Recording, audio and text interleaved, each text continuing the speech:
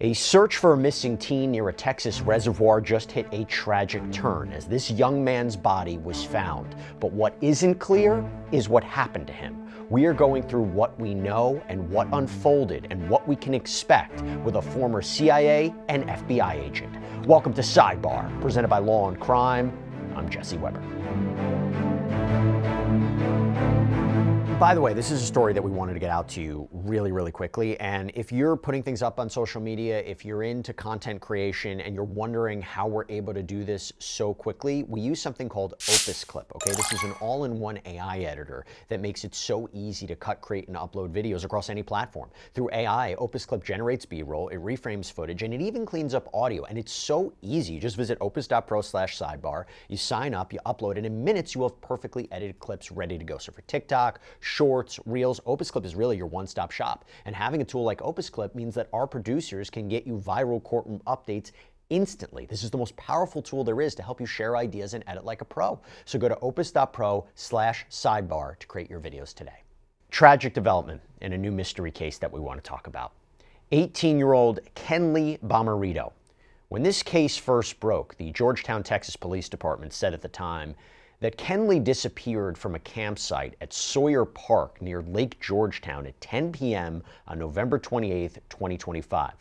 Fox 7 reported that this is an area that you can only get to by hiking or by boat, so limited access. Now, Lake Georgetown is this large reservoir on the North Fork of the San Gabriel River. And according to CBS Austin, he was reported missing the following morning.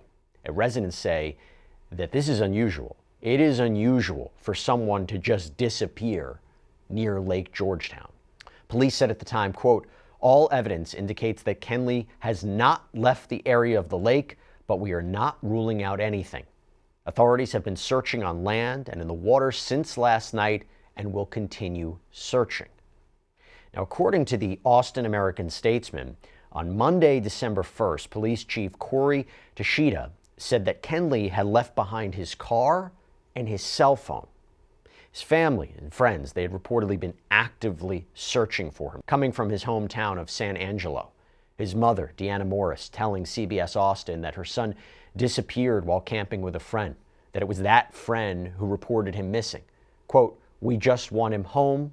We don't want him to be out here. We thought maybe he was lost, but it's a little more than that apparently, so we just want to find him. We want to get him home, and whatever condition he's in, that's all we want." Now, to be clear, the search efforts at the beginning of this week were very intense. We're talking canines, boats using sonar, dive teams, a helicopter using thermal devices, trained volunteers from Texas Search and Rescue. And here's something to note what police said Monday evening. Quote, "We appreciate all the assistance that has been offered by the public, but because this is an active search and investigation and any type of foul play has not been ruled out, we must be cautious in allowing assistance outside of trained professionals." So what does that mean? I'm going to talk about that in a little bit.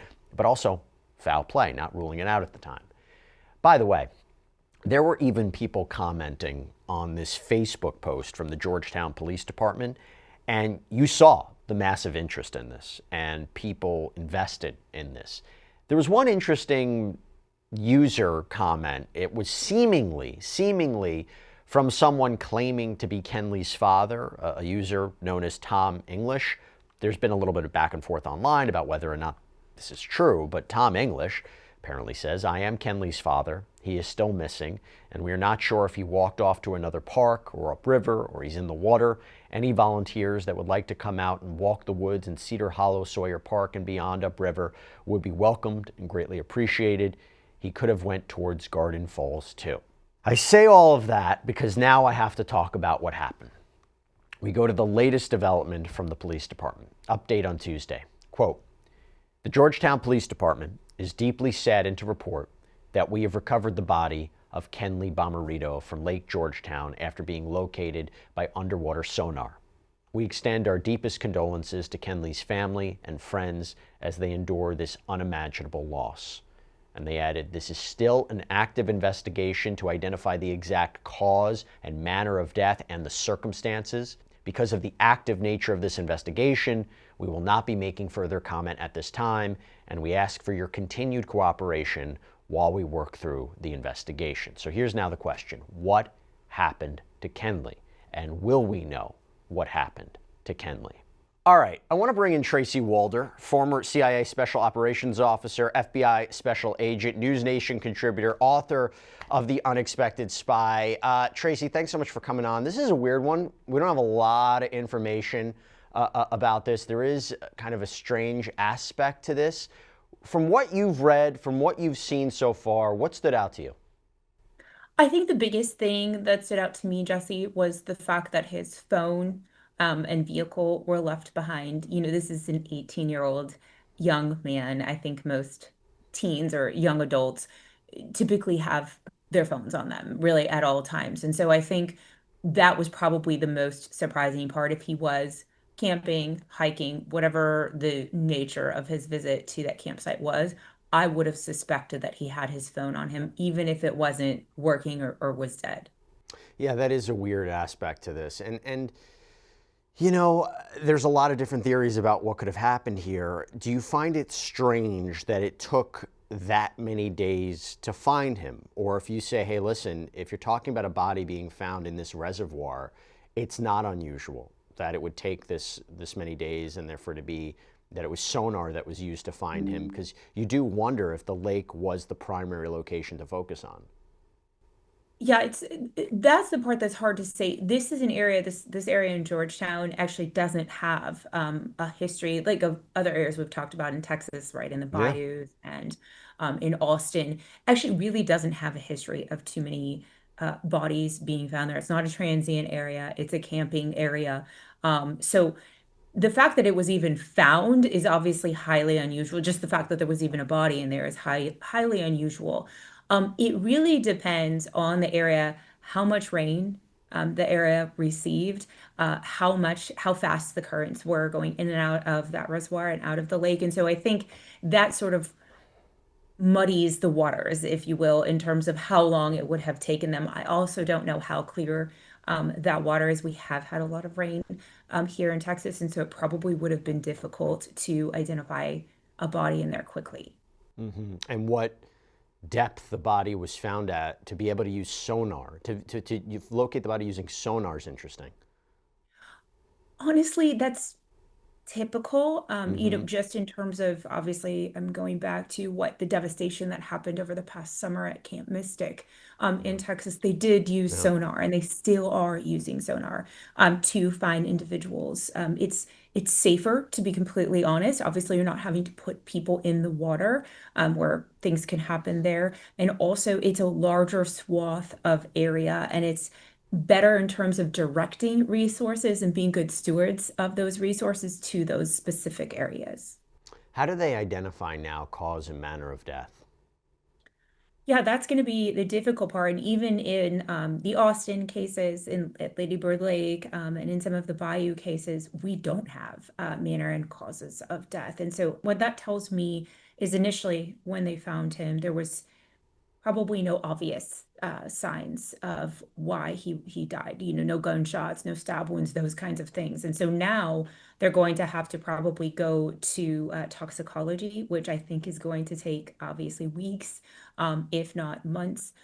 If they can't in an autopsy see that he has a broken hyoid bone, which would obviously point to potential strangulation, and then obviously a drowning. So I think that's what's going to be difficult. Maybe they're not able to determine drowning and remove that right off the bat in terms of a cause of death.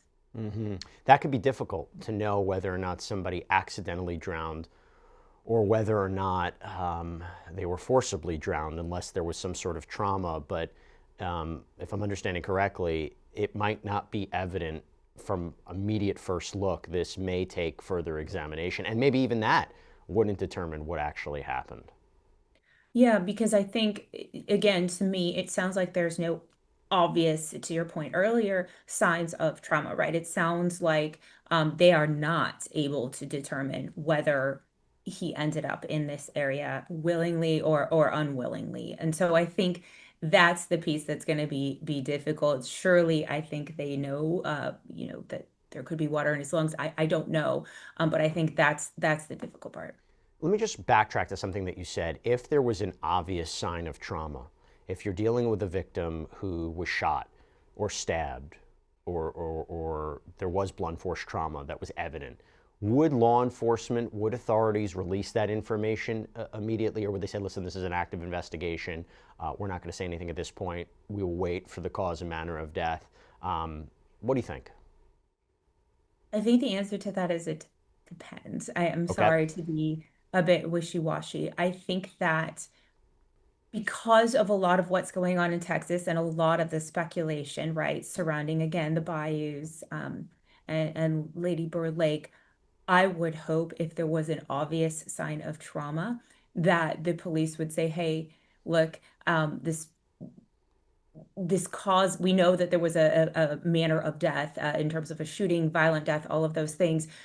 But this is still an active investigation because we're trying to determine whether or not this was a homicide or, was this a suicide? I would hope that they would come forward with that information. Sometimes they do, sometimes they don't. Yeah, and they say this is an active investigation. They're not going to be making further comment. They're asking for continued cooperation while they work through the investigation. There is something about the isolated nature of this area where it doesn't seem, based on their prior comments, that they believe, let's say, he was taken by someone somewhere else and then deposited back in that location. And this is a place that is just not easily accessible, right? And I think that may be adding to or limiting what the different theories are that could have happened to him or what could have happened to him. I also don't believe that he was, kidnapped and taken to that location simply because it seems like he has family and friends who are in contact with him. Again, they went out looking for him essentially the next day. And so I believe had he been taken, they would have been onto that sooner as well. I think this is a person who, in my opinion, probably chose to go to this area, was familiar with this area. Again, it is a campground, so I wouldn't say it's completely isolated, but it's an area where people do know of to go and camp. And so my gut is just saying he wasn't essentially kidnapped and taken to this area. What about this friend that he apparently went with, this friend who reported him missing? I'm imagining he was interviewed. I would imagine he was the first person that was interviewed.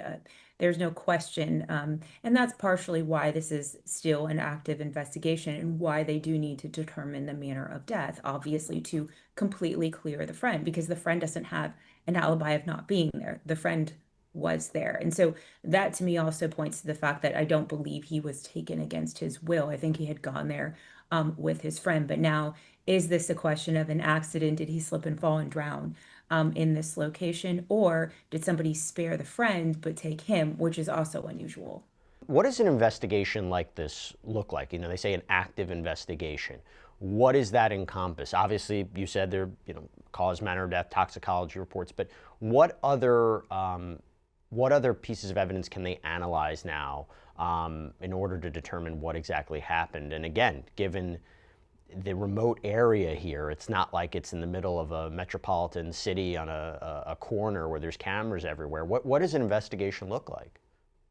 I think phones. I think phones in the vehicle, in my opinion, are going to be two things in this investigation. I think first, listen, cell phone service is not great out there. I understand that. I'm not talking about real time, phone and text, but I think any messages, even leading up to the days prior to all of this, prior to him even being at that campsite, are going to be important in terms of getting into his head, getting into his mental state, and understanding what was going on.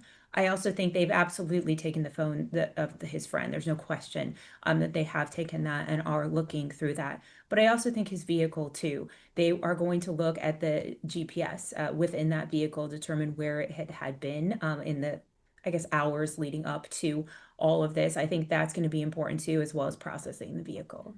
I was really taken aback by the massive search efforts, right? Obviously, it's one thing from the family and the family friends to come from a different area to come search, and that's incredible. And my heart goes out to the family who now have a reality. I mean, this is their worst case. This is a nightmare they now have to live. But you're talking about canines on foot, boats using sonar, dive teams. There was a helicopter using thermal devices. There were trained volunteers from the Texas Search and Rescue. That's a massive, massive search effort. What do you make of that? So it is and it isn't. Again, obviously I live here. And so Yeah. water searches in Texas, because we have the Guadalupe River, which is obviously flood alley, and because it is so devastating, Texas is, I know it might surprise people, is actually very well equipped to conduct these kinds of searches. So I'm actually not surprised, to be completely honest, by the scope Mhm. of this investigation. Also, because it is remote, they are going to be using that type of resources to do this. So I know it might sound strange to some, but I'm not necessarily surprised given the resources I know that we have here for water searches. And that statement from law enforcement that while they essentially appreciate the public's help in searches, that it could hamper the investigation, it can hamper a search. Why is that? Why would they say that? Yeah, so that actually goes back to, again, the devastation that we had this past summer on the Guadalupe at Camp Mystic and some of the other camps in that area. What had happened in that case was civilians were, out of the kindness of their own hearts, trying to volunteer and help. Unfortunately, they then will become victims and had to be rescued because they didn't have that experience in terms of proper search and rescue. And so then it really stymies their efforts in terms of preserving evidence if they have to go out and rescue other individuals, particularly in water searches. So I believe, I don't obviously know for certain, but based on what I've seen in the past, that's probably why they're asking the public to sort of stay put. Tracy, before I let you go, when do you think we'll get more answers from law enforcement about what happened to him? I think because they're probably waiting on toxicology reports, it's unfortunately going to be 2 to 3 weeks. I know people want answers sooner. I'm sure his family wants answers sooner, but that's what I think. Will the family know before the public and the media? I would hope so. They should know before the public and the media. Yes. Tracy Walder, thank you for taking the time. I really, really appreciate it. Our hearts and our thoughts and our prayers are with this family. This is incredibly fresh and devastating news that, again, this is their new reality that they have to grapple with. But we'll keep a careful eye on it. Thank you so much, Tracy. Really appreciate it. Thank you, Jesse. And that's all we have for you right now here on Sidebar. Everybody, thank you so much for joining us. And as always, please subscribe on YouTube, Apple Podcasts, Spotify, wherever you should get your podcasts. You can follow me on X or Instagram. I'm Jesse Weber. I'll speak to you next time.